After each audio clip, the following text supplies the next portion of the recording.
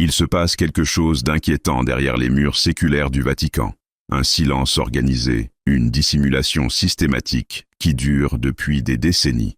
Ce n'est pas une théorie du complot, ni une spéculation sensationnaliste.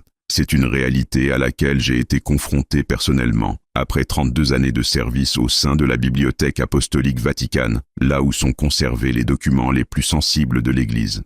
J'ai vu, j'ai lu, j'ai traduit, et aujourd'hui, je parle. Ce que je m'apprête à partager avec vous aujourd'hui n'aurait jamais dû franchir les portes de la Cité du Vatican. Ces informations font l'objet d'une classification spéciale, connue sous le code Secretum Omega. Un niveau de confidentialité supérieur au Pontifical Secret que seule une poignée de personnes au monde est autorisée à connaître. Je romps ce silence non par rébellion, mais par devoir de conscience, convaincu que le temps est venu pour les fidèles de connaître la vérité. Ce dont je parle dépasse largement les simples controverses théologiques ou les débats internes à l'Église. Il s'agit d'informations cruciales concernant ce que le Vatican sait et cache délibérément sur les temps que nous traversons, sur la fin d'une époque et le commencement d'une autre. Ce ne sont pas des conjectures, mais des faits documentés, conservés dans des archives auxquelles j'ai eu un accès privilégié en tant que conservateur adjoint de la section des manuscrits anciens. Pendant 3 décennies, j'ai catalogué, traduit et analysé des textes que la majorité des cardinaux eux-mêmes n'ont jamais vus. Des correspondances privées entre papes, des rapports d'investigation canonique classés, des transcriptions de visions mystiques soumises à l'examen du Saint-Office, et plus troublante encore, une série de documents concernant un phénomène que le Vatican étudie en secret depuis 1917, année des apparitions de Fatima. Ce n'est pas une simple spéculation quand j'affirme que l'Église détient des informations cruciales sur les temps finaux. C'est la conclusion inévitable de quelqu'un qui a passé sa vie à examiner ces documents, à recouper ces informations, à constater les correspondances troublantes entre prophéties anciennes et événements contemporains. Pourquoi cacher ces vérités aux fidèles? La réponse officielle est toujours la même, pour éviter la panique et les interprétations erronées. Mais je suis arrivé à la conviction que les croyants ont droit à la vérité, aussi troublante soit-elle. Mais pourquoi parler maintenant? Pourquoi briser un serment de confidentialité après tant d'années de silence loyal? Parce que nous avons atteint un point critique. Les signes décrits dans les documents secrets s'accumulent à une vitesse alarmante. La convergence des événements prophétisés est devenue trop évidente pour l'ignorer. Et surtout, parce que j'ai récemment découvert que certaines informations capitales sont sur le point d'être reclassifiées, un euphémisme pour désigner leur destruction pure et simple. Ce que je vais révéler maintenant n'est que la partie émergée d'un immense iceberg. Le premier des 7 secrets concerne ce que nous appelons dans les archives le protocole de Garabandal, un dossier constitué entre 1960 et 1965, puis complété en 1970 par une commission spéciale nommée directement par Paul VI. Contrairement à la position publique de l'Église qui n'a jamais officiellement reconnu les apparitions de Garabandal, le Vatican possède des preuves irréfutables de leur authenticité. Peu de personnes savent que le cardinal Ottaviani, alors préfet du Saint-Office, a personnellement interrogé les voyantes et a rédigé un rapport confidentiel confirmant la véracité des messages reçus. Ce rapport conclut notamment que les 4 jeunes filles ne pouvaient en aucun cas avoir inventé ou coordonné leurs témoignages. Plus troublant encore, le protocole contient la transcription complète des secrets confiés aux voyantes, y compris des détails précis sur une période de purification mondiale qui précédera directement le temps de la fin. Ce document décrit avec une précision troublante des événements que nous voyons se dérouler aujourd'hui, l'effondrement moral de sociétés entières, une confusion doctrinale au sein même de l'Église, et surtout l'émergence d'une technologie qui permettrait un contrôle sans précédent des populations. Le protocole affirme clairement que ces développements ne sont pas accidentels, mais correspondent à un plan concerté pour préparer l'humanité à accepter un nouvel ordre mondial qui s'opposera frontalement aux valeurs chrétiennes. Il savait tout. Prenez un moment pour réfléchir à ce que cela signifie. L'Église détient depuis plus de 50 ans des informations précises sur la séquence d'événements que nous traversons actuellement. Et pourtant, elle a choisi de garder le silence. Non pas par négligence, mais par une décision stratégique prise au plus haut niveau de la hiérarchie.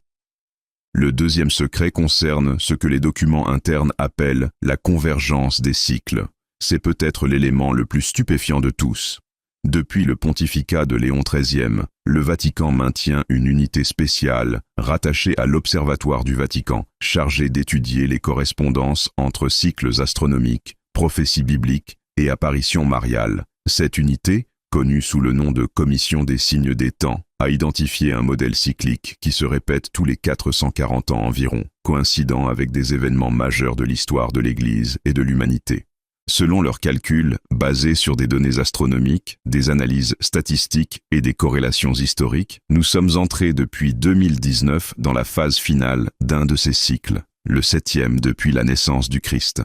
Un chiffre hautement symbolique dans la tradition judéo-chrétienne. Les documents confidentiels affirment que ce 7e cycle culminera par une clarification des consciences à l'échelle mondiale, un événement spirituel sans précédent où chaque personne vivante recevra une connaissance claire de son état moral devant Dieu.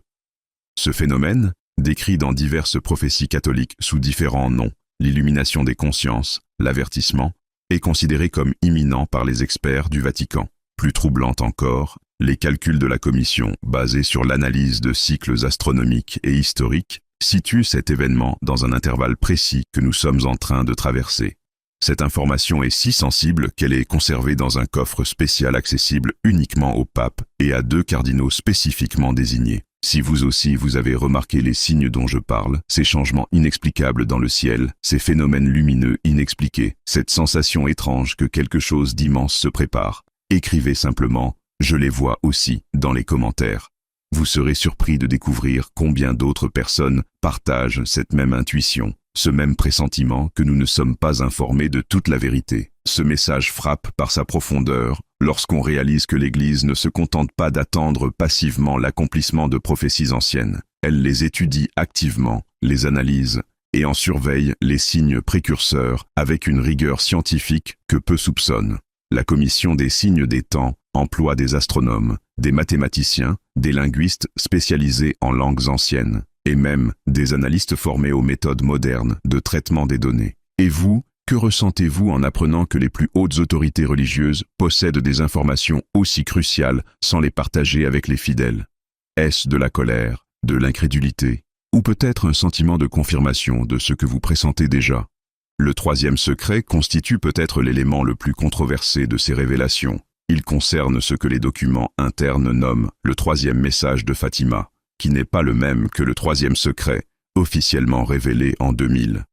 Peu de personnes savent qu'au-delà des 3 secrets bien connus, Sœur Lucie a transmis au Vatican, en 1957, un message supplémentaire de la Vierge Marie, avec l'instruction stricte qu'il ne soit ouvert qu'après sa mort ou en 2035, selon ce qui arriverait en premier. Ce message, conservé dans une enveloppe scellée dans les appartements privés du pape, contient des informations spécifiques sur une apostasie qui commencerait au sommet même de l'Église et se propagerait ensuite à travers le monde entier. Il décrit une période où les fidèles seraient profondément désorientés par des changements doctrinaux apparemment sanctionnés par l'autorité ecclésiastique, conduisant à une éclipse temporaire de l'Église véritable. Le texte contient également des détails précis sur une séquence d'événements géopolitiques qui précéderait immédiatement la fin des temps, notamment l'émergence d'un système économique mondial qui rendrait impossible l'achat ou la vente sans acceptation d'un certain type de marque ou d'identification.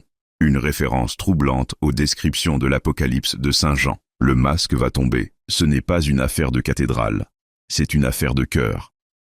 Le message insiste sur le fait que cette période de confusion et d'apostasie ne sera pas vaincue par des interventions institutionnelles ou des réformes structurelles, mais par la fidélité personnelle de croyants ordinaires qui maintiendront la foi traditionnelle même face à une opposition apparemment écrasante. Le 4e secret concerne un dossier codé « Custode Templi », les gardiens du Temple, qui documente l'existence d'un groupe restreint au sein du Vatican, constitué après la Seconde Guerre mondiale. Ce groupe, initialement formé de 12 prélats et laïcs, avait pour mission de préserver et protéger certaines reliques et documents considérés comme essentiels pour l'Église des derniers temps. Parmi ces objets se trouvent des éléments que la plupart des catholiques considéreraient comme perdus ou légendaires. Les custodes templi sont chargés non seulement de protéger physiquement ces objets, mais aussi de transmettre oralement certaines connaissances qui ne doivent jamais être mises par écrit. Selon les documents auxquels j'ai eu accès, ce groupe continue d'opérer aujourd'hui, bien que sous une forme modifiée, et ses membres actuels occupent des positions stratégiques dans différentes branches de la curie romaine. L'une des révélations les plus troublantes contenues dans ces dossiers concerne la découverte, en 1968, de manuscrits anciens dans les fondations de la basilique Saint-Pierre lors de travaux de rénovation. Ces textes, datés du IVe siècle, contiennent des enseignements apostoliques sur la manière dont l'Église doit se préparer et agir pendant la grande tribulation précédant le retour du Christ. Ces instructions sont si spécifiques et si pertinentes pour notre époque qu'elles ont été immédiatement classifiées au plus haut niveau de confidentialité. Prenez un moment pour vous interroger. Avez-vous déjà ressenti une protection inexplicable dans votre vie? Un moment où vous auriez dû être en danger, mais où une main invisible semblait vous guider? Ces interventions ne sont pas des coïncidences. Partagez dans les commentaires en écrivant simplement « Protégé » si vous avez déjà vécu cette expérience mystérieuse. Vous n'êtes pas seul. Le mal ne triomphera pas tant qu'un seul cœur brûlera encore d'amour pour le Christ. Cette phrase, répétée comme un mantra dans les manuscrits découverts, souligne que même dans les périodes les plus sombres, la présence de fidèles authentiques, même en nombre réduit, suffit à maintenir vivante la flamme de la foi. C'est un message d'espérance au milieu des révélations troublantes que je partage avec vous. Le 5e secret concerne ce que le Vatican appelle le phénomène des 3 jours.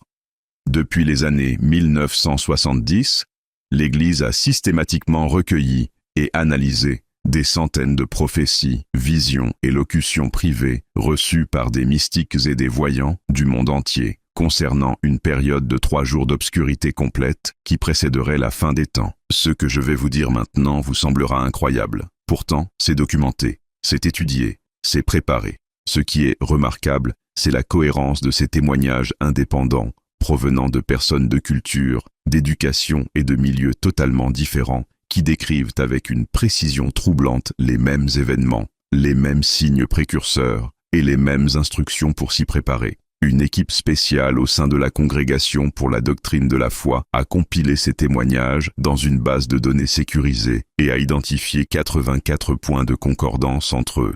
Plus inquiétant encore, cette équipe a également établi des corrélations entre ces prophéties et certains phénomènes astronomiques et géophysiques observés ces dernières années. Des rapports confidentiels échangés entre le Vatican et certains observatoires astronomiques suggèrent que des anomalies solaires récentes pourraient correspondre aux signes précurseurs décrits dans ces prophéties. Le Vatican a secrètement commencé à préparer certaines églises et monastères sélectionnés à travers le monde pour servir de refuge pendant cette période. Ces préparatifs incluent des stocks de cierges bénis, d'eau, de nourriture et de fournitures médicales, ainsi que des instructions scellées qui ne doivent être ouvertes qu'à l'apparition de signes spécifiques identifiés dans les prophéties. Ce que le ciel demande, ce n'est pas la peur, mais le réveil des âmes. Ces révélations ne sont pas partagées pour créer la panique, mais pour permettre une préparation spirituelle à des événements que beaucoup d'entre nous pourraient être appelés à vivre. La préparation matérielle, bien que prudente, reste secondaire par rapport à la préparation intérieure. Le 6e secret concerne un document connu sous le nom de Codex Vaticinia, un recueil de visions et de prophéties concernant la succession des papes jusqu'à la fin des temps. Ce document, dont l'existence même est niée officiellement, est conservé dans une section spéciale des archives secrètes du Vatican accessible uniquement aux pontifes régnants et à un archiviste spécialement désigné. Contrairement aux célèbres prophéties de Saint Malachie publiées au XVIe siècle et considérées comme apocryphes par de nombreux érudits, le Codex Vaticinia est une compilation beaucoup plus ancienne et plus détaillée, datant du IVe siècle et enrichi par des ajouts successifs jusqu'au XIIIe siècle. Ce qui rend ce document particulièrement troublant est sa précision historique concernant des événements qui se sont produits des siècles après sa rédaction. La partie la plus sensible de ce codex concerne les derniers pontifes de l'histoire de l'Église. Elle décrit avec une précision saisissante les défis, les caractéristiques et les épreuves des papes récents, y compris des détails spécifiques qui se sont avérés exacts. Plus important encore, le document identifie clairement que nous sommes entrés dans l'ère des ultimi pontifices, les tout derniers papes avant la conclusion de l'histoire telle que nous la connaissons. Nous y sommes. Selon le Codex, Nous sommes actuellement dans une période décrite comme le temps du grand voilement, où la vérité et l'erreur deviendraient presque indiscernables, même pour les fidèles les plus sincères. Il prédit une confusion doctrinale si profonde que seuls ceux enracinés dans la tradition apostolique et guidés par la lumière intérieure de l'esprit pourraient naviguer avec sûreté. Nous avons confondu l'inspiration avec l'intimité et le charisme avec la communion. Cette phrase du Codex résume parfaitement la crise spirituelle de notre temps, où les manifestations extérieures de religiosité peuvent masquer une profonde déconnexion avec l'essence même de la foi. Le document avertit d'une période où les apparences religieuses prospéreraient, tandis que la véritable communion avec Dieu deviendrait de plus en plus rare. Le 7e et dernier secret, peut-être le plus extraordinaire de tous, concerne ce que les documents internes appellent la chronologie finale. Depuis le pontificat de Pie XII, le Vatican maintient un groupe d'études secrets, chargé d'analyser et de corréler 3 types de données. Les prophéties bibliques relatives aux derniers temps, les apparitions mariales reconnues ou étudiées par l'Église, et certains phénomènes astronomiques et terrestres considérés comme potentiellement significatifs. Ce groupe, composé de théologiens, de scientifiques et d'historiens triés sur le volet, a développé ce qu'ils appellent une séquence eschatologique, une chronologie détaillée des événements qui marqueront la fin d'une ère et le commencement d'une autre. Cette chronologie n'est pas spéculative, elle est basée sur des décennies d'analyse rigoureuse et de corrélation de données provenant de sources diverses. Selon leurs conclusions, documentées dans des rapports confidentiels dont j'ai personnellement catalogué les copies, nous sommes entrés depuis 2017 dans ce qu'ils appellent l'accélération terminale, une période caractérisée par une intensification et une convergence rapide des signes précurseurs identifiés dans les prophéties traditionnelles. Cette chronologie identifie plusieurs points de bascule spécifiques qui marqueront la transition vers les phases finales. L'un de ces points est décrit comme une crise de foi mondiale sans précédent, coïncidant avec des bouleversements géopolitiques, économiques et naturels d'une ampleur exceptionnelle. Un autre point crucial est l'émergence d'un système global qui tenterait d'unifier l'humanité sous une gouvernance commune opposée aux valeurs chrétiennes traditionnelles. Si nous ne réagissons pas maintenant, si nous ne prenons pas conscience de l'urgence de la situation spirituelle dans laquelle nous nous trouvons, nous risquons d'être emportés par les événements à venir sans la préparation intérieure nécessaire pour y faire face. Ce qui est en jeu n'est pas simplement notre confort ou notre sécurité physique, mais le destin éternel de millions d'âmes. Ce qui est en jeu n'est pas simplement notre avenir temporel, mais notre destin éternel. La chronologie finale n'est pas un simple calendrier d'événements. Elle est un appel à la vigilance spirituelle, à la conversion profonde, à la préparation intérieure, pour des temps qui mettront à l'épreuve la foi de chaque croyant. Face à ces révélations troublantes, quelle doit être notre réponse? Comment nous préparer à ces temps exceptionnels que nous sommes appelés à traverser? La réponse est simple mais exigeante. Elle se résume en 4 points essentiels que j'ai distillés des documents secrets eux-mêmes. Premièrement, un retour à la prière authentique et profonde. Non pas une prière superficielle ou routinière, mais une véritable communion avec Dieu. Les documents insistent particulièrement sur l'importance de l'adoration eucharistique, décrite comme le bouclier le plus puissant contre la grande déception à venir. Ils soulignent également la nécessité d'une pratique quotidienne et fervente du rosaire, identifiée comme l'arme donnée par le ciel pour les temps finaux. La présence réelle du Christ dans l'Eucharistie est présentée non seulement comme un dogme à croire, mais comme une réalité à vivre intensément pendant cette période. Les documents affirment que ceux qui développent une relation profonde avec Jésus Eucharistie recevront une lumière spéciale de discernement qui sera cruciale pour naviguer dans les temps de confusion doctrinale. Deuxièmement, une consécration totale et sincère au cœur immaculé de Marie. Les archives secrètes contiennent d'innombrables témoignages documentés de protection miraculeuse accordée aux personnes et aux communautés consacrées à la Vierge Marie. Cette consécration n'est pas présentée comme une simple dévotion optionnelle, mais comme une nécessité stratégique pour les temps finaux. Un document particulièrement frappant, rédigé sous le pontificat de Jean-Paul II, mais jamais publié, affirme que, dans la grande bataille spirituelle qui s'intensifie, ceux qui se placent sous le manteau protecteur de la Mère de Dieu recevront des grâces extraordinaires de persévérance et de discernement.